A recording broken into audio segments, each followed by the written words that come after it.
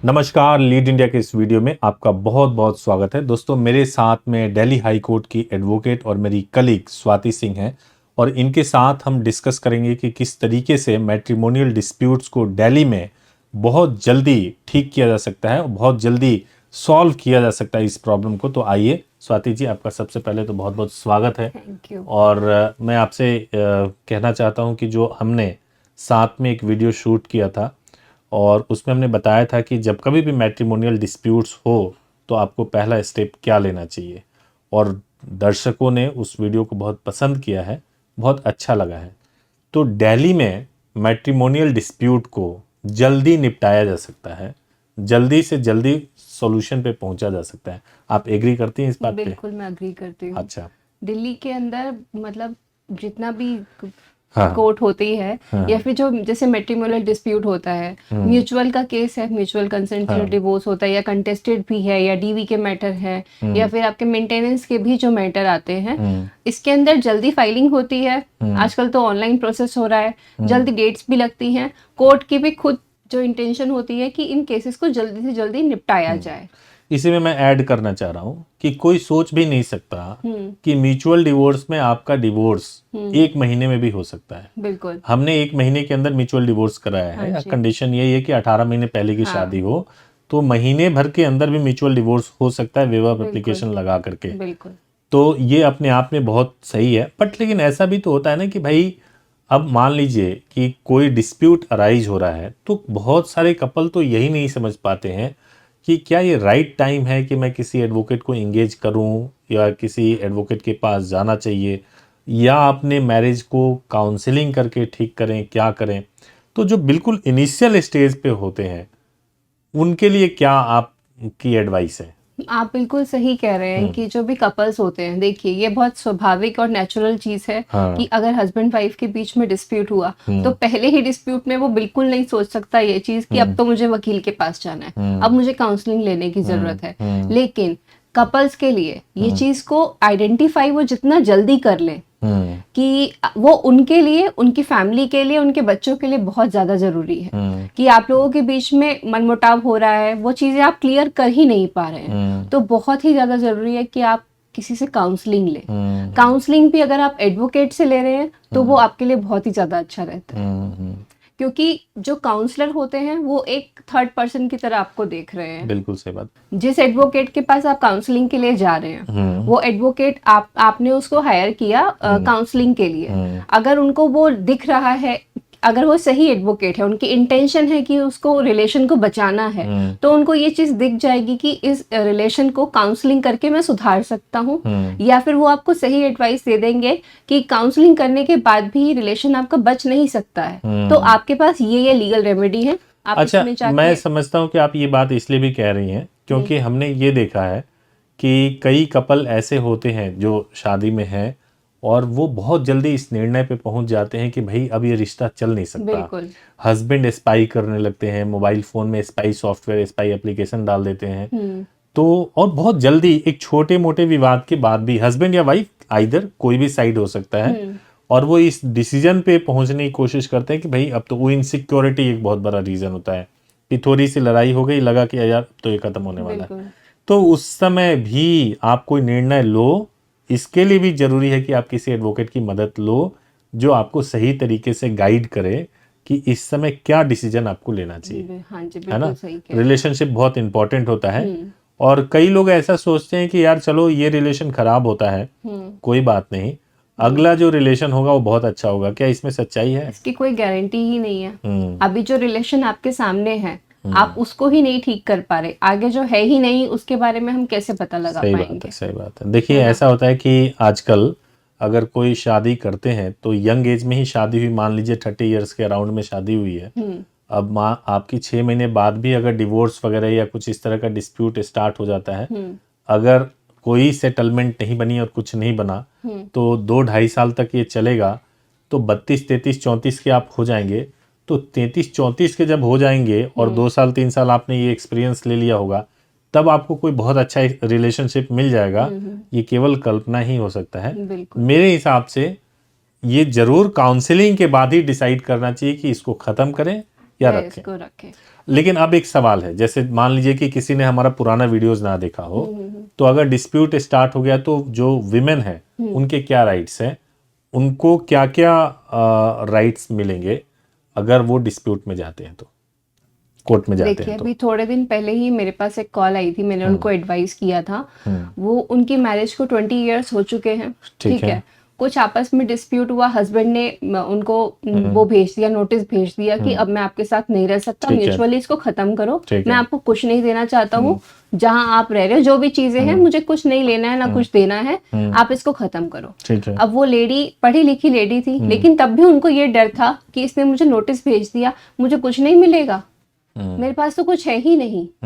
तो यहाँ मैं थोड़ा बताना चाहूंगी कि आपको बिल्कुल इसमें परेशान होने की जरूरत नहीं और होती ऐसे है। नोटिस अगर आए तो हाँ, भी डरने की तो जरूरत नहीं है। बिल्कुल आप जरूर एडवोकेट को कंसल्ट करें और बिल्कुल दिखाएं अपने नोटिस को और उनसे गाइडेंस लें। बिल्कुल नोटिस का मतलब ही होता है डराना। हम्म। तो वो 20 साल की शादी, पढ़ी लिखी लेडी, डॉक्टर थी बाय प्रोफेशन, वो भी डर गई कि ये नोटिस आ गया, मेरा हस्बैंड तो मेरे को डिवोर्स दे देंगे और फिर मेरे पास कुछ बचेगा ही नहीं, मैं रोड पे आ जाऊंगी।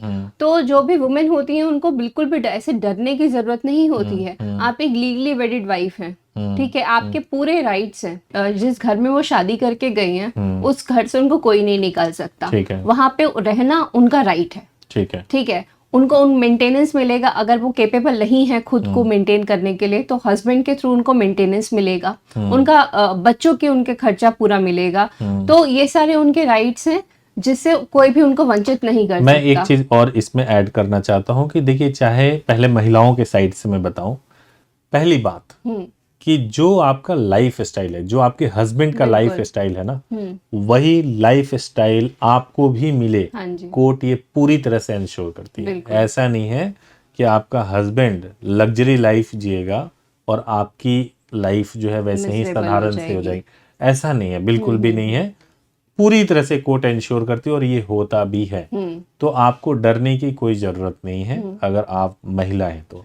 अब अगर पुरुषों की मैं बात करूं, हस्बैंड्स की बात करूं, तो हस्बैंड्स को भी बहुत सारे राइट्स हैं जिसके बारे में लोग जानते नहीं है। जैसे मैं सबसे पहले आपको एक बात बताता हूँ, आपने राइट टू रेजिडेंस की बात की है, ठीक है, राइट टू रेजिडेंस मिलेगा, बट उसी घर राइट टू रेजिडेंस कौन से एक्ट में मिलेगा? डोमेस्टिक वायलेंस एक्ट में मिलेगा।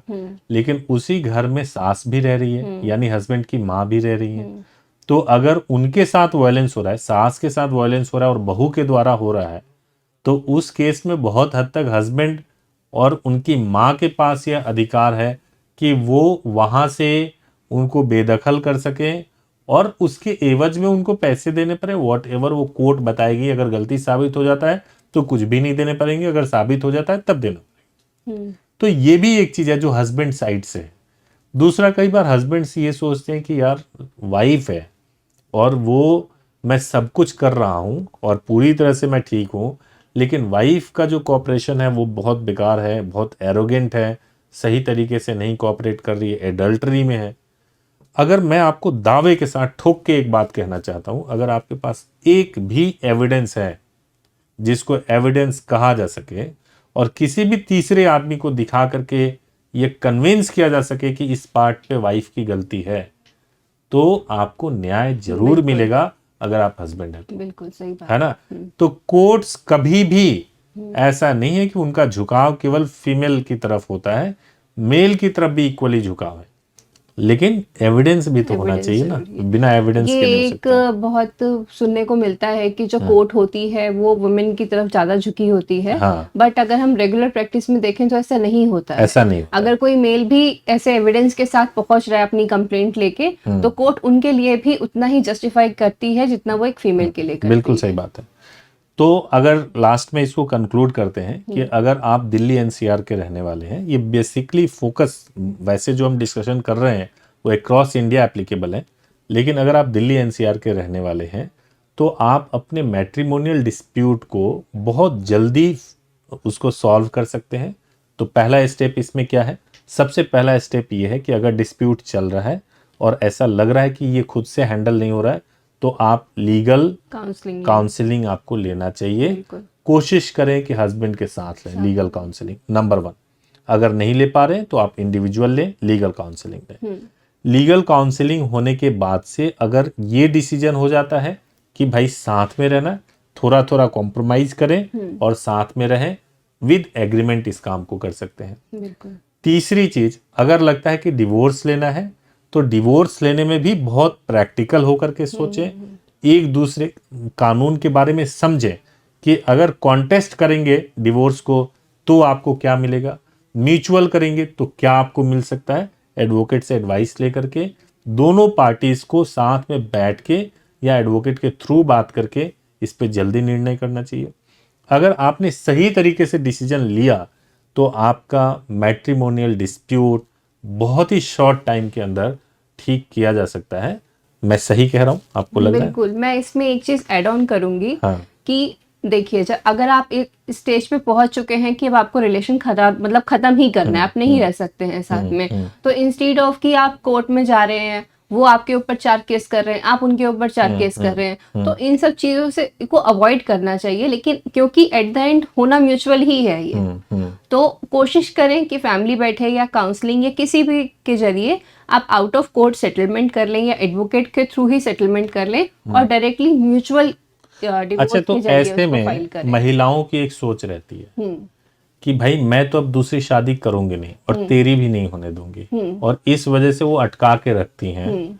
तो आप ऐसी महिलाओं को क्या सजेस्ट करना चाहेंगे? मैं उनको ये सजेस्ट करना चाहूंगी कि अगर आपको उनको पनिशमेंट दिलानी है, आपको ऐसे लग रहा है कि आपके साथ बहुत क्रुएलिटी हुई है ये सब, तो आप डीवी के केस में जाएं, उनको उधर पनिशमेंट दिलाएं। लेकिन अगर आपको केस खत्म करना है तो आप म्यूचुअली ही करें। आप ये मत सोचें कि मैं इसको लटका के रखूंगी। मैं एक चीज ऐड कर रहा हूँ, मैं एक चीज ऐड करना चाहता हूँ। देखिए, आपका चल रहा है डीवी का केस, आप क्या अटका के रख सकते हो? एक फीमेल अपने हस्बैंड को क्या अटका के रख सकते तलाक हैं? नहीं देने देगी ताकि दूसरी शादी कि कर दूसरी सके। शादी नहीं कर सकते हो, लेकिन बाकी तो सब चीज कर सकता है ना। हाँ, वो exactly, एडल्ट्री में रह सकता बिल्कुल। है, फिजिकल रिलेशनशिप Live-in बना में सकता रह है, सकता है। लिव इन में रह सकता है, वो अपने पैसे किसी और के ऊपर उड़ा सकता है। हाँ। तो केवल शादी से रोक करके आप कुछ नहीं क्या कर हासिल सकते। कर रहे हो? अपनी जिंदगी में एक टेंशन जो आप पाल के बैठे हुए हो, वो आपकी जिंदगी में चैन नहीं आने दे रहा है। बिल्कुल। तो वास्तव में अगर आपको अपने लाइफ में रिलीफ चाहिए तो खत्म करो इस डिस्प्यूट को,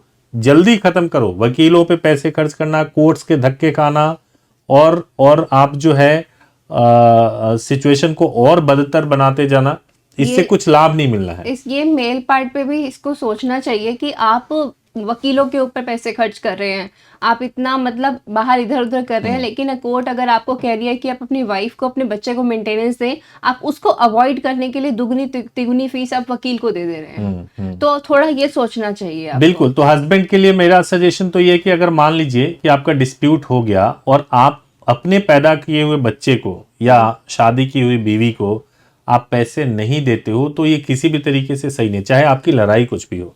बेसिक चीज है, बेसिक चीज है कि ये मिलना चाहिए, आपको देना चाहिए और विवाद को समाप्त करने पे फोकस करना चाहिए। आपकी जिंदगी का मकसद ये नहीं है कि आप पूरी जिंदगी फैमिली कोर्ट में धक्के खाते हुए बिता दें। आपकी जिंदगी का मकसद इससे बड़ा है और उधर देखना चाहिए।